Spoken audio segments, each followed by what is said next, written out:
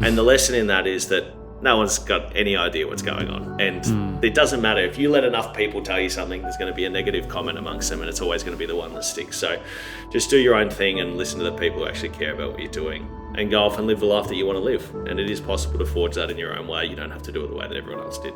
What if everything you ever dreamed of came true, and yet you still weren't satisfied? Tom Boyd was the AFL's #1 draft pick. He became a premiership hero and a multi-million-dollar player. But behind the headlines, he was battling something far greater than any opponent on the field. The pressure, the expectations, the relentless scrutiny.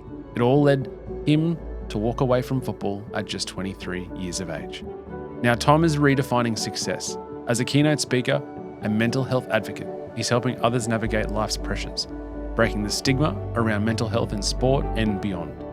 In this episode, we dive deep into his story, what it was really like to carry the weight of a club's history, how he found the courage to put his well-being first, and the lessons he learned about resilience, identity, and true fulfillment. This is more than a footy story. It's a lesson in life, and something that I really, really enjoyed. Welcome to Success Times Happiness. Let's get into it. Tom Boyd, welcome to the show. Good to be here. Your story is so well documented, and now, since you retired, you've become this incredible keynote speaker and ambassadors for things like Movember, Lifeline, WorkSafe Victoria. I want to know how, and you sort of alluded to it, but how do you tell your story now? If there was an elevator pitch and it was a big building that we were going to the top floor, how do you summarize it now? You're 6 years or thereabouts away from that epicenter of those big decisions. Well, I will make mention that you avoided one variable, because the elevator can be very fast or very slow. So we'll see how we go getting through it. I would say, I think about this a lot. I obviously do, I've done hundreds and hundreds of events over the last few years. My sort of run rate's about 100 every 12 months, of which, 75% of those happen in about a 4 or 5 month period throughout the middle of the year, and sort of through those big corporate speaking runs in September, October, November. And it does become this really interesting experience of not wanting to become a caricature of yourself, and not wanting to, with all due respect to some of the legends of the game of Aussie rules, tell the same stories that you did 25 years ago at a sportsman's lunch as you do today. And look, there's some funny ones, and they've got a purpose, and I'm all for that. Speaking is entertaining, whether the message is serious or not. But I think at the heart of it, my story is the same as everyone else's that I know who's struggled with mental health as opposed to mental illness. It's the story of small problems being ignored and dismissed, becoming a little bit bigger. You start turning away from them and avoiding them, pouring your energies and efforts into something that is unattainable, striving for perfection, and trying to be something that's unrealistic in many cases. And then those problems growing a little bit more and more and more, and you just sort of shed everything in your life that's not work, because work's the simplest one, where you get the most validation on the most regular basis from the most amount of people, and we're all proud. We want to do well, we want to be reliable and consistent and a good team player. And then all of a sudden you just hit your breaking point, and you basically have a choice. You can go one way or the other. And most people in that moment in time don't have people to talk to. They don't feel like they've got support. And those stories can be really dark. There's many people in my life who've taken a different direction to me and obviously aren't with us anymore. So that's my story. I think my story is a good one, because I didn't have the hardship that drove this stuff. I had success. At the age of 21, I was a millionaire footballer. Just played in a premiership, signed the third biggest deal in AFL history, #1 draft pick, great family, great friends, beautiful partner, who's now my wife and mother of my firstborn. Pretty much everything you could possibly ever ask for, on the absolute elevator, to use your metaphor, to the highest heights. And within sort of 6 weeks, I was, in one of the worst spots in my life and not really sure how to take the next step, which is a story I think, is frankly as old as time.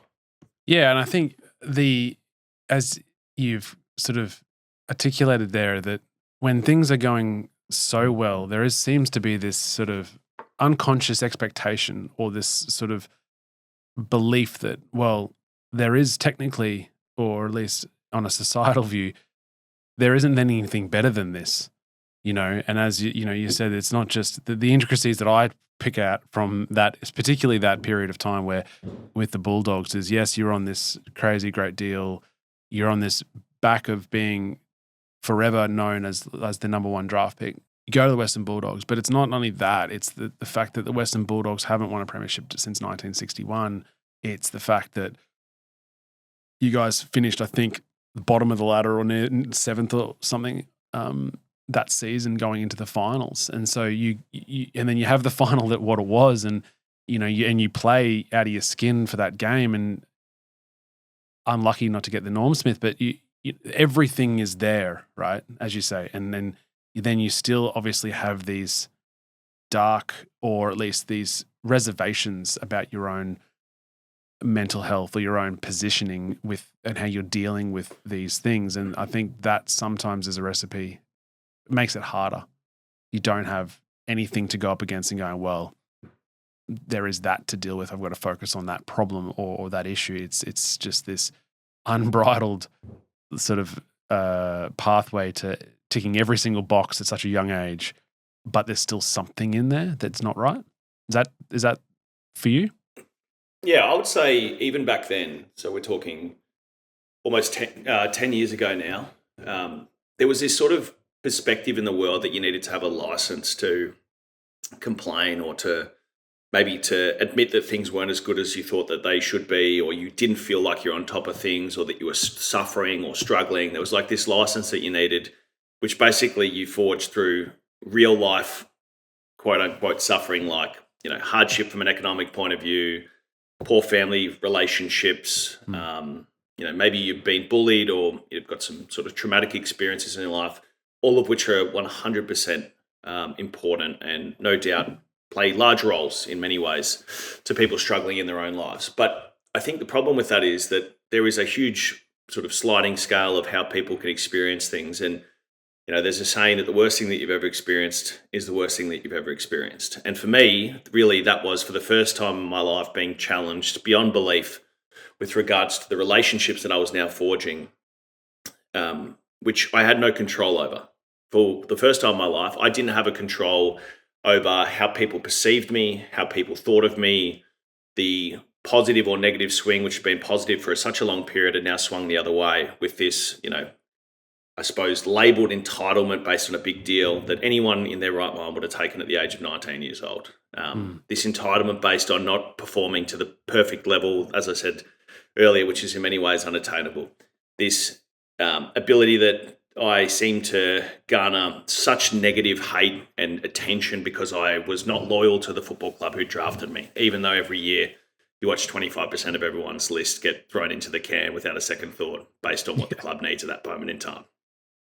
And I would have these conversations with people that I'd never met. And one of the really strange things you get when you're someone who's quite notable, and in particular, I always tell people don't notice me because I'm famous. They notice me because I'm 6'7", and then they work out who I am, and then they allocate whatever they've learned from the media and social commentary that's surrounded me for a period of time. And these strangers, absolute strangers I've never met before, would come up to me and feel confident enough for a guy that could, if this was a fist fight, win very, very easily, say, you're useless, you're overpaid, or you're that millionaire footballer who's, signed a deal that he doesn't deserve. Have some sort of opinion, right? Well, not just an opinion that's incredibly sensitive. And if I asked them what their tax return was last year, there's no chance that they would ever tell me. And they would be offended that I asked. Mm-hmm. And I think this is part of the thing that I struggle with, is that there's a 2D version of footballers that we see that run around on the screen every single week. And there's this inability, I would say, from the general public in many cases to separate the fact that that's just an 18-year-old kid running around and, some version of empathy or sympathy of what they were like when they're 18. And I say all of that, and in the same breath admit absolutely, and I'm a very big advocate for this, that I don't think people should feel sorry for footballers. I think they are in incredible positions. They're incredibly lucky. They are paid very, very well. They did sign up for this in some way, shape or form. But the thread to run through the middle of that is that doesn't mean that these 18-year-old kids are going to struggle dealing with that combination of things. And that was certainly the case for me. And it was certainly the case that flew directly in the face of what I'd been raised to do by my mum in particular, who's of sort of Danish Scandinavian background, who always told me the most important thing that I could do was treat people with respect, treat them kindly, show good manners, do the right thing, sort of thing. And what I found over a period of time playing footy is that no matter how professional you are, how nice you are, how good you're mannered, if you don't get enough kicks, marks, and handballs on the weekend, the associated feeling that people have with you is that you're not actually a good person. Or at least that's the way that I perceived it, which was impossible at that moment in time to reconcile from my point of view. There's some good values and lessons there from your mum, but obviously without the experience of being judged by millions of people that don't know you in a negative way, but also I guess sometimes in a positive way, but having your salary known to everyone, and dealing with criticism, and particularly as you're in that space now, wherein your colleagues in decades earlier, all you could do is read the paper and about the report on the weekend, and you'd get sprayed from the boundary line, but that would be it. There'd be no social media avenue to be able to vent. But I guess there's no one being able to teach you or prepare you for that. And I suspect that, dealing with hate, dealing with criticism, there's that new Mel Robbins book's come out now with, which is I think called Let Them, which is that whole idea of just letting them have that opinion, letting them do what they want to do. It's not in your control, so let it go. That's times the trillion for you guys or any athlete in mainstream sport, I guess, where you're judged every single weekend. And not only do you get the repercussions of that from your opponent, the fans of your opposing team, but also staunch fans of your own team that have felt let down. Do you think there was anything that you could have done in the lead up as like a teenager into your early 20s to have remedied this? Or do you think this is something in your DNA that you just simply could not manage?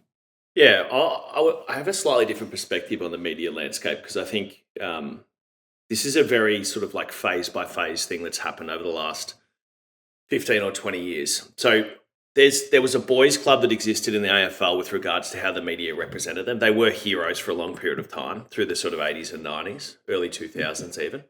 They were the sort of party boy gods in my early sort of memories around sort of obviously the West Coast era and Sydney and all those types of things. But then in a weird way, when I got drafted, the media landscape was in this real transitory period between traditional media into the social, more digital realm that it is today. And in that moment in time, in 2013, when I got drafted, and through sort of 2013 through 15 in particular, I'd say, what happened first was that socials hadn't taken off. So Twitter was on the scene, but it really wasn't the juggernaut that it is today. Instagram was only just making its move. Facebook didn't really have the same toxicity and lack of credibility that perhaps it has today with the younger generations. And so what actually happened was that the media in the traditional sense leveraged those platforms first and used that to broadcast some of their already well-made opinions that were getting sent out over the airwaves and the television and also obviously in print media. And so what I found was that the actual opinion of me was so much more consistent across the board because it was only coming from one source.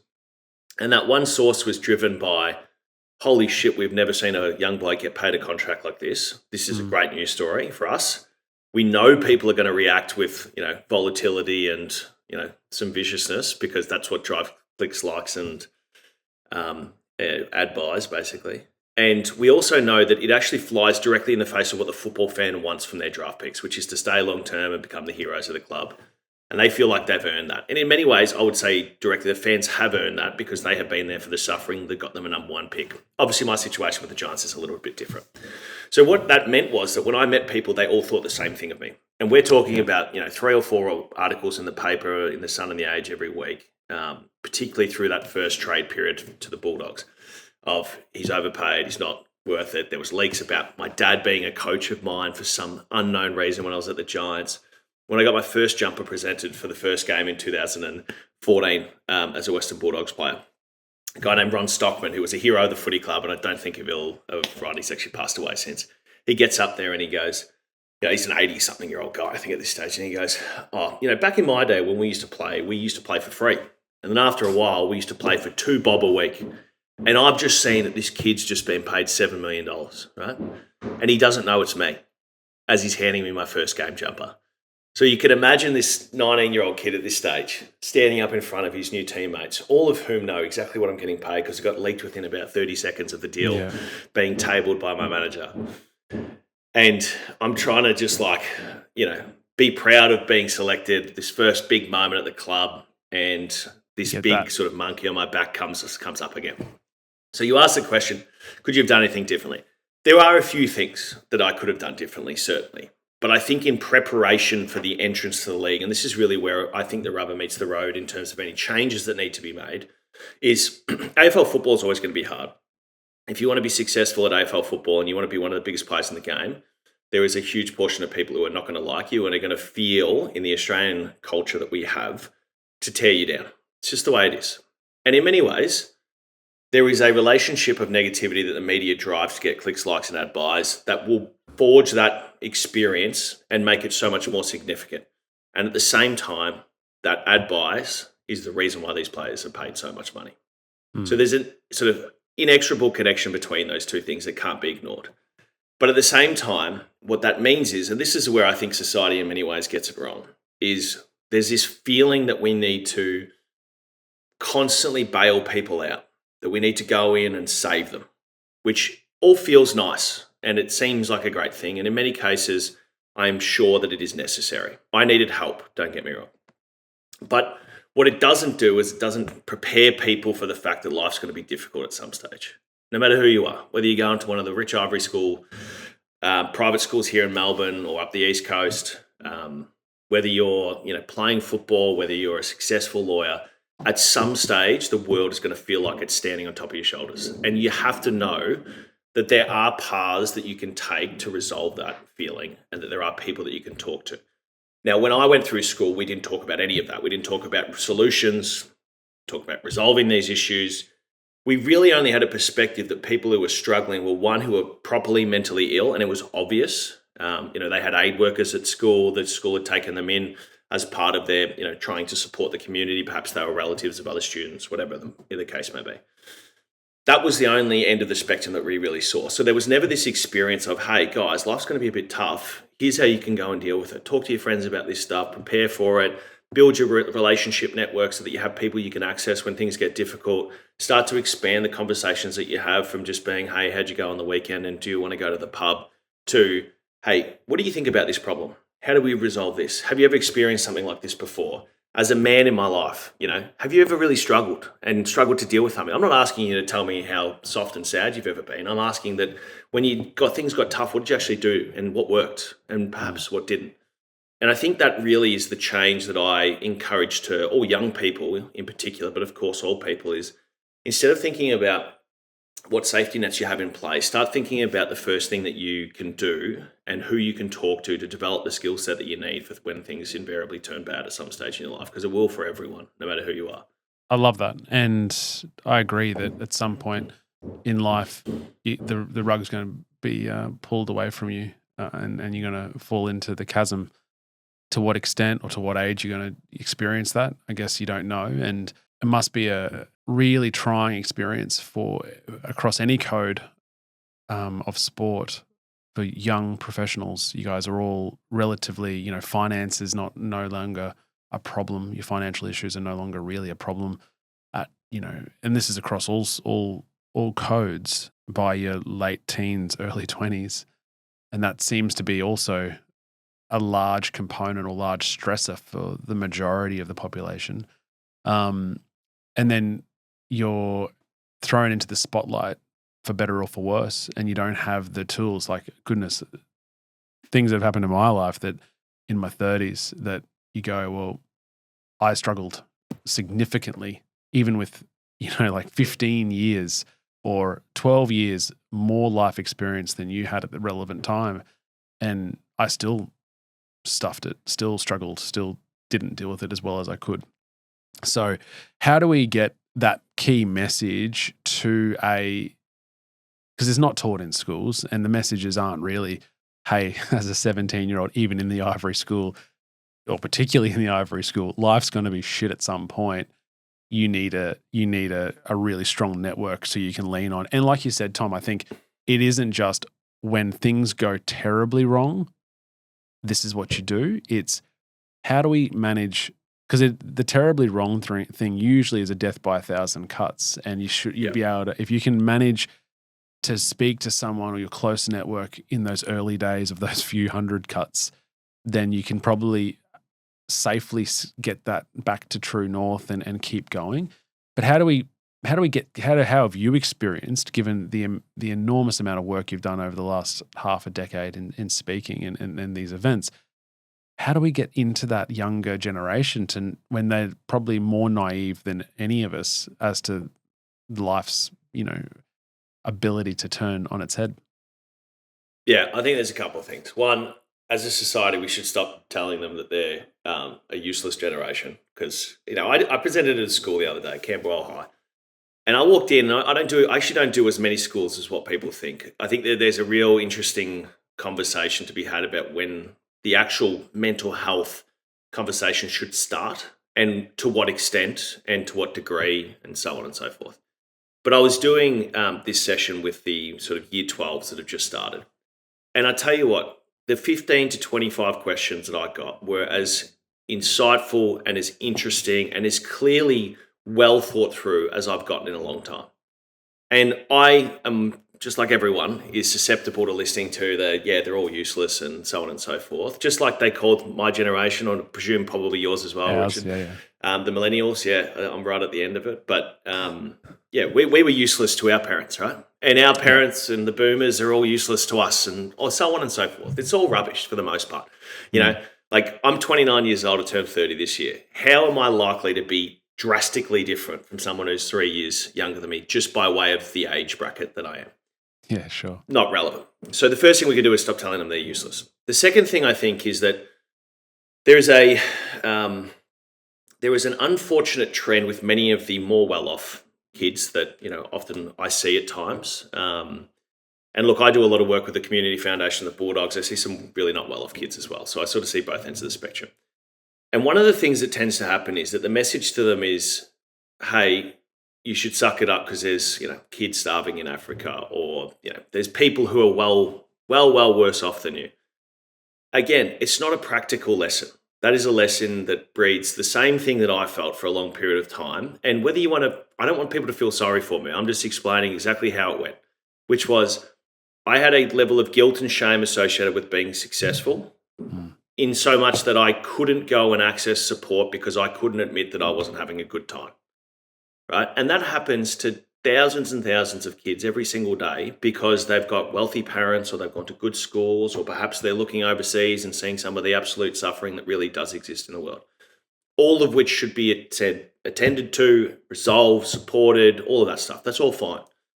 But on a practical level, when you get up in the morning, there's only so much control that you have over that as a 15, 16-year-old child who's trying to figure life out, going through puberty, dealing with pressure at school, dealing with a social media landscape that we've never seen before, and by all accounts, or at least many accounts, is destroying the way that they think and feel in ways that we won't know for decades to come.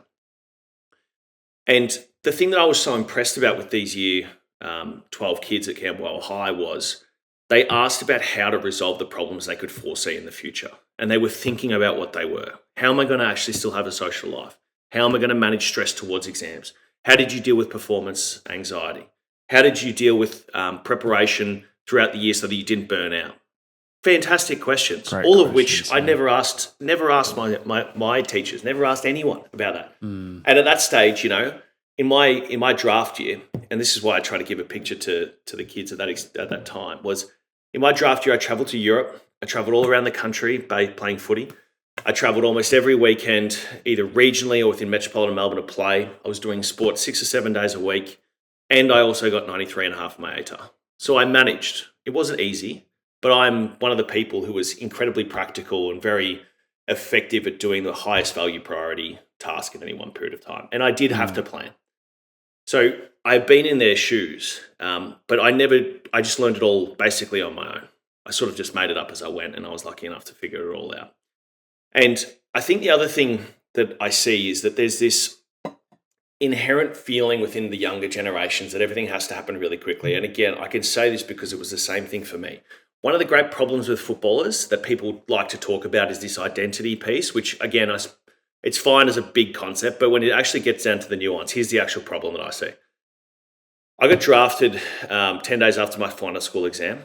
I was traded a year later. I won a premiership 2 years after that. I was on $1 million a year, sometimes more, depending on what year it was. And then I retired at 23 to start a new career. Most people take a lifetime to accomplish anything that even resembles that, right? So again, let's just do some really simple maths. $7 million contract, right? I could earn 100 grand for 70 years, right? That's what that means. Mm-hmm. That's not how it happens. It'll happen in 5 years. And of course, there's tax involved, but let's not get into that detail. That is an incredibly fast way to live life. And life is not a sprint, it's a marathon. I went to a function last night, which was the Bulldogs past players, and it was a recruits dinner for the new players who've joined. And in the room were some of the biggest heroes the club have ever had. Gary Dempsey, Rowan Smith, Brad Johnson, Lindsay Gilbert, like Steve Wallace, like just heroes of this footy club. And if I'm not mistaken, I was the only premiership player in the room. As we sat in this brand new facility that cost $75 million, that overlooked the ground, that not a single person who was a hero of that footy club ever got to experience, not even once. That place wasn't built for them, but it was built by them. Inadvertently, over a period of time, we stand on the giants that came before us. And that thought and that concept that you're actually doing something that's not for you, that this is a life that you're building in many ways to hand off, hopefully to your children or to your community, to the people around you to improve their lives, is a concept that's really difficult to grasp when you're looking at TikTok and seeing someone who's on a private jet at the age of 17. Right? Yeah. So, yeah, it's impossible. And this happens. This is why this stuff is important to talk about. This doesn't just happen at football levels. This happens in the legal industry. This happens in accounting. This happens in banking. It happens in construction. It happens everywhere. And the amount of people that sprint till they're 35 or 40 and then have a horrible life breakdown that ends in a multitude of bad ways is astonishing. But that's because that they were still thinking that life was all about sprinting through and putting pedal to the metal for as long as they could. That's not the way to live life. The happiest people I know aren't doing the things that they do for themselves. They're not doing it because they want to win tomorrow. They want to do it for a period of time and they love what they do in some way, shape or form, or they love who they do it for. And it's a really hard lesson to learn when you're young, but it's one that I think that you need to start considering and working out what that means for you from a younger age than we're currently letting our kids do. All right, I'm going to test this for you. Interesting point, and I think that you saying that people get to 40 or get to them, I guess, midlife, and they go, man, I've been sprinting for 15 years and I don't know why I'm doing that, and they break down and all the negative things come from that.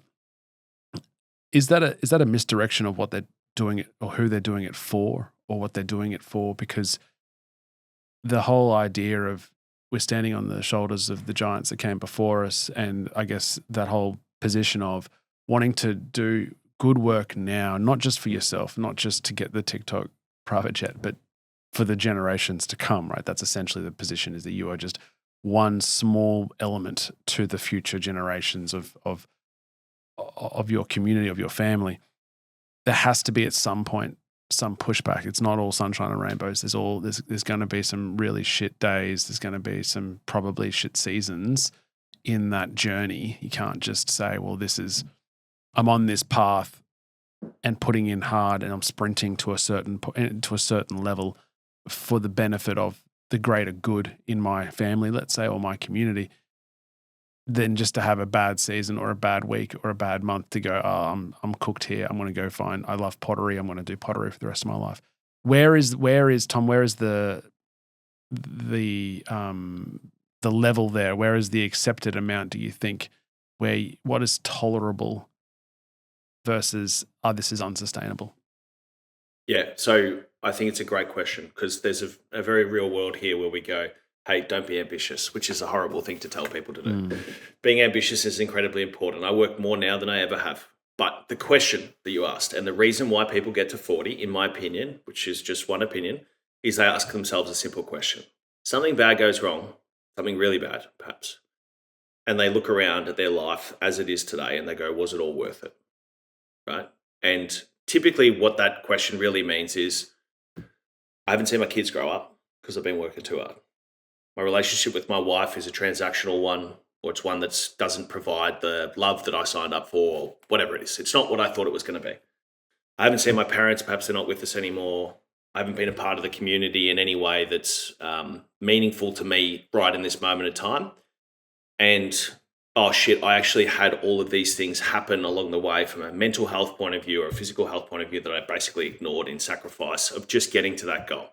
And there is a very American concept, I would say, which again, you look at the world that's been forged by the Americans, and there's a reason why that is the case. But one of the cultural things that I see, and obviously this amalgamous culture that seems to live on the internet is sort of blending into one, no matter what country you come from, is this: look at these absolute heroes who have built these billion-dollar businesses and so on and so forth.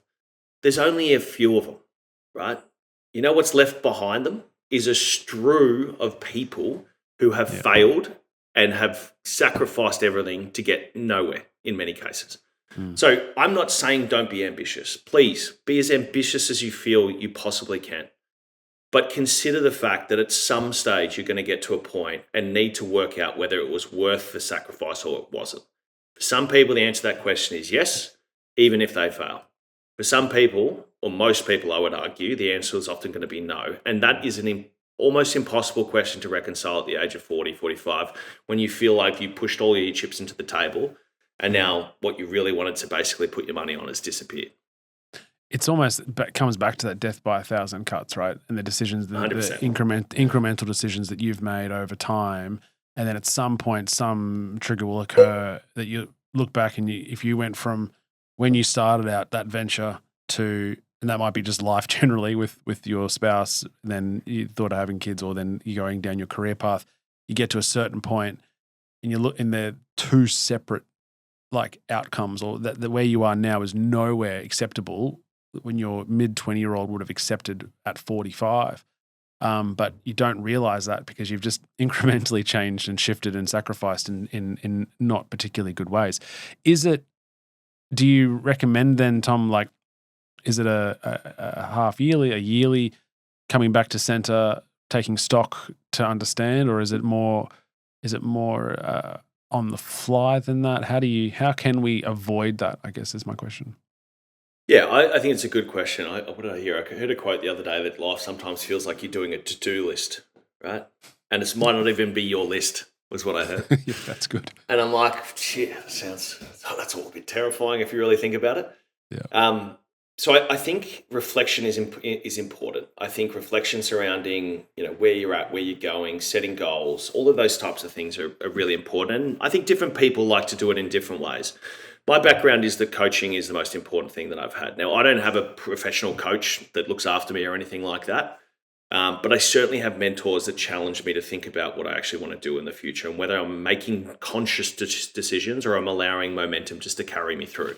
It's a real trap that you can fall into, particularly in the speaking game, because there's this sort of transactional nature to the work that I do. As much as I go in and make this as about essentially forging relationships in the fastest possible period of time with the most amount of people, with the most amount of depth, it is still something that I'm not fundamentally going to go and back to that business or back to that school on a regular basis to actually see whether there's been progress made. So I do have to take stock a lot, and it does happen a lot with my wife at home. It happens a lot, looking at my daughter who's almost 3 and just starting kinder. These are the things that make me reflect on what I actually want to do with my life and whether I'm going the direction that I am. And I think to your point, you asked me a question, or you said something to me before. Let's test the theory that you're saying, Tom, which I don't think a lot of people do. You need to have people in your life that are willing to test whether what you're saying is bullshit or whether what you're doing is the right thing for you, whether you're going in the right direction. And if you fundamentally don't make space for that, it's never going to happen. And I think this is the really difficult line that I try and walk, which is I'm a person who is probably as open about the sufferings that I've had from a mental health point of view that you can imagine, or at least that I see who does it on a regular basis. But at the same time, I'm not sitting here saying that it needs to be the identity of who I am forever. It's something that I manage just like everyone else does. I often get the question, do you wake up and, is this an everyday thing for you? And my position is it's not. And the reason that it's not is because I've decided that it's not going to be. Now, I'm not saying people can just switch this stuff on and off. I'm not saying that. But what I am saying is that I want to make sure that the next chapter of my life is the best one, not the one that's sort of dwarfed by the things that have happened behind me.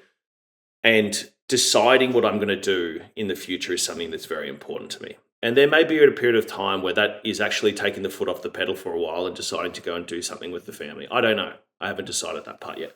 But what I do know is that without having space to reflect and to think and to be challenged by people around you about what you're actually doing with your life and whether you're living the life that you want to live or whether that life's sort of living it for you, is something that is really difficult to do. And it's very difficult to do when you're busy. It's very difficult to do once you've built up this array of responsibilities and things that you're accountable for, whether they be people, work, finances, those types of things. So doing that on a regular basis, I think, is incredibly important, because otherwise you just, look back at your life and go, how did I get here? It's been 20 years since I last thought about this stuff. This has been such a great chat, Tom, and I am really looking forward to you coming up to the sunny coast and sitting down and we can have at it again. But the biggest thing that impresses me for you is about you and your story. Not only, it's ridiculously amazing how, or inspiring rather, as a better adjective, the work you've done over the last 6 years.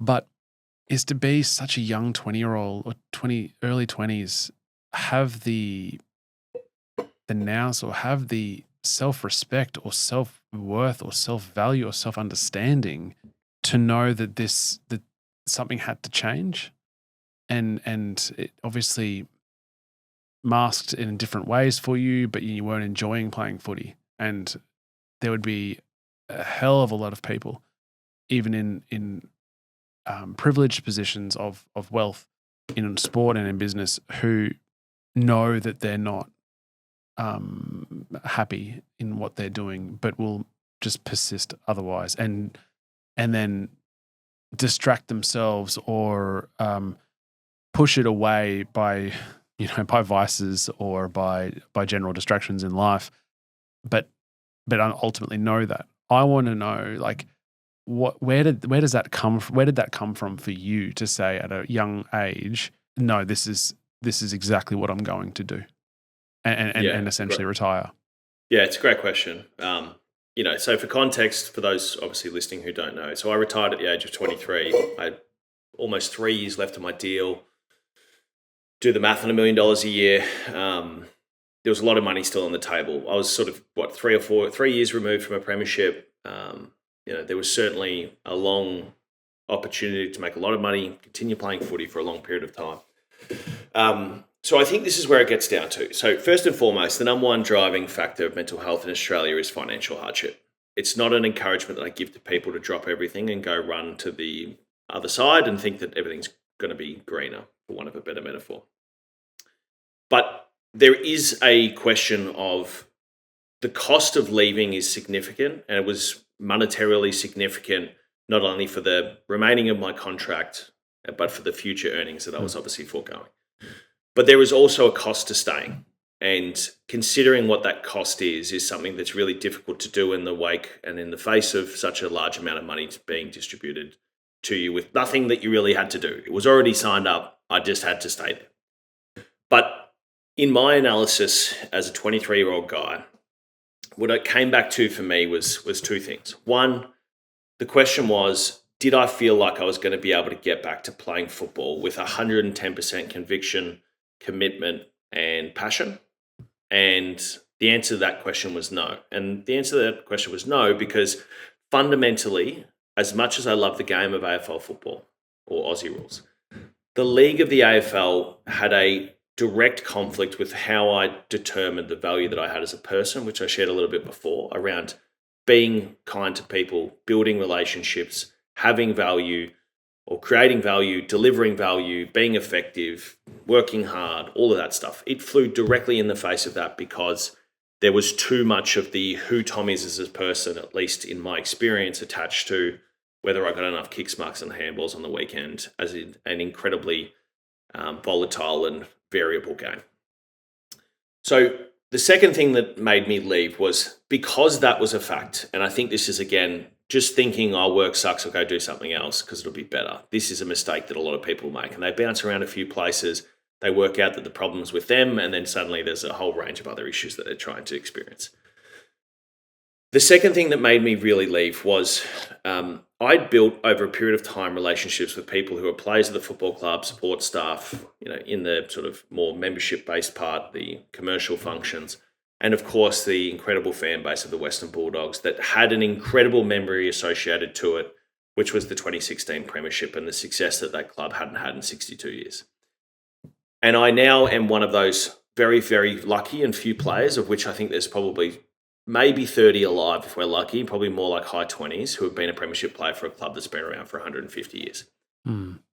That would have all gone down the toilet for whatever anyone wants to say if I had just sat there and taken money for a number of years. It would have taken me 10 years, 20 years, if it was possible at all, to rebuild those relationships as the bitter aftertaste of someone taking the club for a ride played out over a period of time, and they got more and more angry and bitter and wanted success again and were wondering why this supposed superstar of the future wasn't doing that. And that was really fundamentally the thing that I knew was going to break me if I kept staying there. Yeah, right. If the first bit was true and I couldn't find the 110%, then the second bit would be true. Yeah. And then the third bit would be the result would be poor. So that's basically the calculus that I did. And it wasn't something that people understood. And, it was an interesting moment in time, because if I played football now, which of course I'm not, and I'm never going to go back and play, is I would deal with the criticism so much better, because I don't really give a shit what people think anymore, except for the people that are close to me. But the only way to get to that point where you're confident enough in your own direction is to go through what I went through. Sure. And to get to the point where you're not understanding why people don't like you.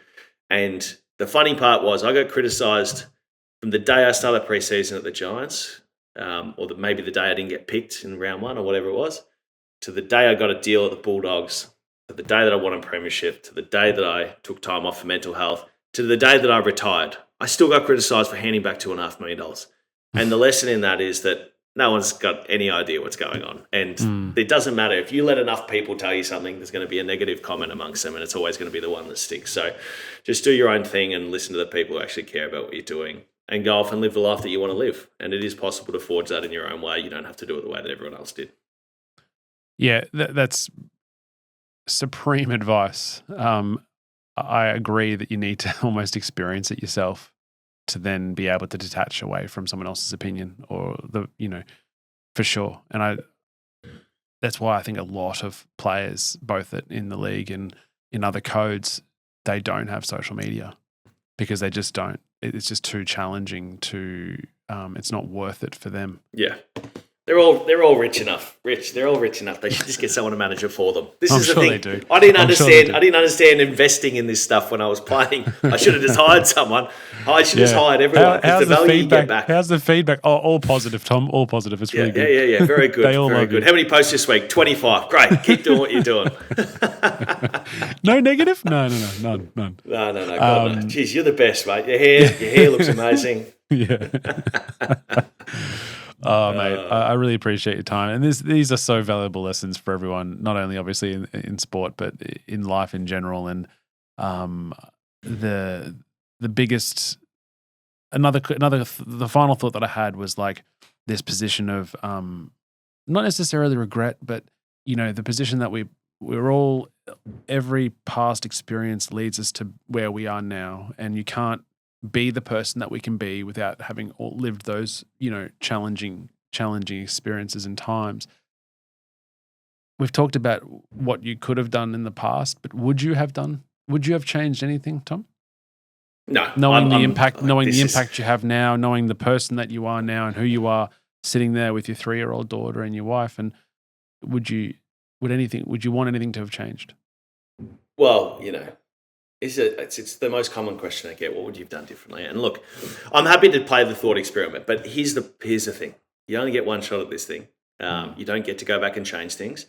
You can either make the right decision or you can make the decision right. I'm a big believer in that. There's only 2 choices. You can't pick right every time, but you can work out how to make whatever choice that you did make the correct one for you if you figure it all out.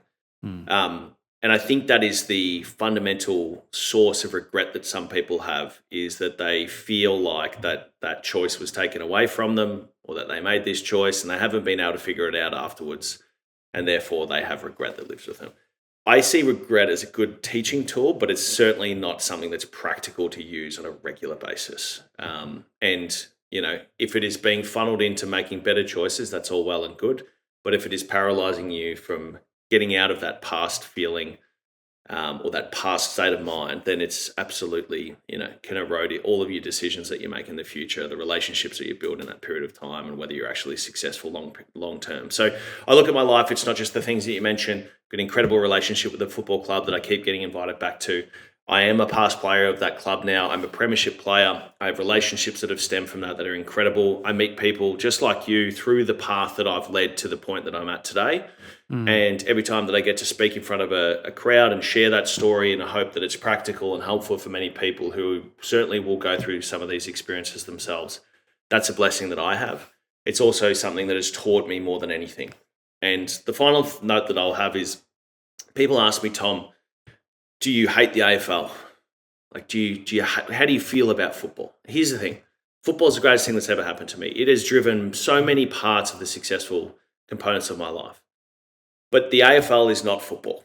The AFL is a league designed to make money. It's a professional sporting body that manages the biggest sport in Australia. As Aussie rules is the sport.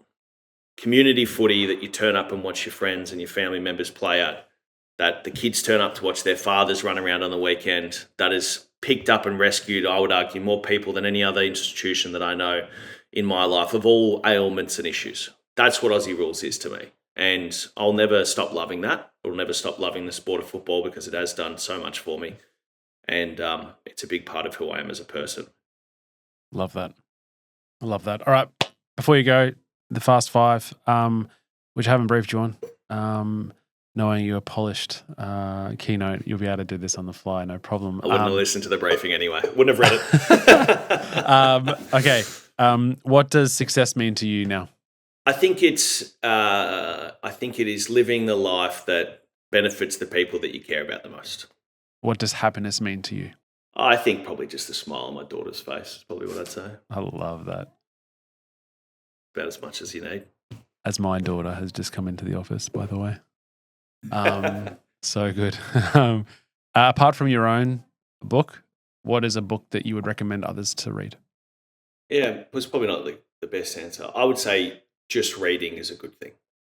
Learning how to tell stories and learn through stories from other people of all different natures. I'm not a huge self-help guy, but I want to say Tom Boyd's memoir as my nowhere to hide. Episode. In all good and bad bookstores. As nowhere to hide, absolutely. Okay, 4 guests, alive or dead, not friends or family, that you'd invite to dinner. I think I'd like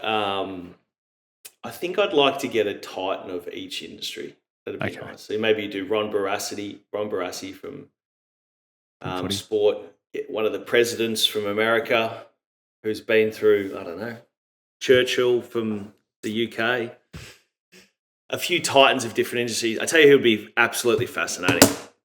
Kerry Packer would be fascinating to sit down and talk to for a few hours. Like guys, or Lindsay Fox, just guys who forged their way, whether it be in politics or Australian business. I just want to hear the four of them talk to each other, to be honest, because you can only imagine that it would be an absolute fight for space in that conversation. Or maybe it wouldn't. And that'd be maybe I reckon they'd sit back and listen as well. You watch everyone else incriminate themselves. All right, and then finally, a guest that you think would be a good person to have on our show. I think, I'll be very biased. My best mate's Mitch Wallace, who played at the Western Bulldogs. His family's done amazing things in business and life, and talk about someone who got to the stage, or a family that represents getting to the stage of, working their absolute butt off and going, is it all worth it? Those guys have probably managed that as well as anyone I've ever seen. They have such a tight-knit family with such good balance in their lives, and have also done all of the ambitious and business building things. So probably Mitch. He's a great guy to talk to. All right. That sounds wonderful. Tom Boyd, until next time when you're in the studio on the Sunshine Coast, I appreciate your time, mate. Thanks for having me. Appreciate it. Cheers, mate. That was another episode of the Success Times Happiness podcast. Next time you're giving support to your local sportsman, turn to the person next to you and tell them all about the show. Until next time, peace.